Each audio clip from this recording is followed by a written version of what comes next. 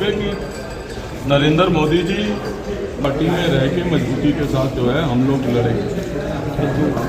आज प्रश्न ये है,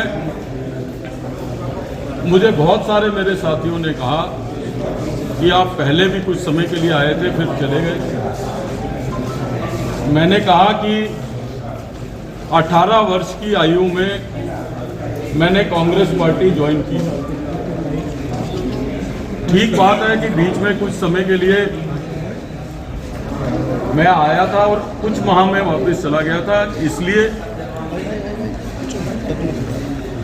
कि 18 वर्ष में हमको ये बताया गया था कि इंदिरा जी ने एक भाषण किया था और कहा था कि मेरा खून का कतरा कतरा इस देश के लिए है। और आज अगर हम वापस आए हैं तो इसलिए आए हैं कि हमने भाषण सुना था कतरे कतरे का। आज कांग्रेस पार्टी कतरे कतरे से टुकड़े टुकड़े तक पहुंच गई। इसलिए जो है हम लोगों ने फैसला किया कि देश के लिए कोई पार्टी अगर लड़ रही है तो हमको घर बैठने की बजाय उस पार्टी में अपना योगदान देना चाहिए, उस सशक्त नेतृत्व को मजबूत करना चाहिए। तो इसलिए जो है हम तमाम साथी, राजकुमार चौहान जी जो वर्षों तक जिन्होंने दिल्ली को नेतृत्व दिया, नसीब सिंह जी बहुत ही हमारे सीनियर लीडर हैं, नीरज गोसोया जी, अमित मलिक जी, हम तमाम लोगों ने इमीडिएटली ज्वाइन करने का फैसला किया और बहुत सारे हमारे साथी आने वाले दिनों में आप ज्वाइन कर सकते हैं। लवली जी, पार्टी हाईकमान ने आपसे बात की, आपकी नाराजगी दीपक बावरिया को लेकर? देखिए, मैंने पिछले संडे को इस्तीफा दिया था, आज सैटरडे हो गया, तो इसलिए हमारे तमाम साथियों ने कहा कि जिन लोगों को ना अपनी पार्टी की चिंता है ना देश की चिंता है, हम आपको घर नहीं बैठने देंगे।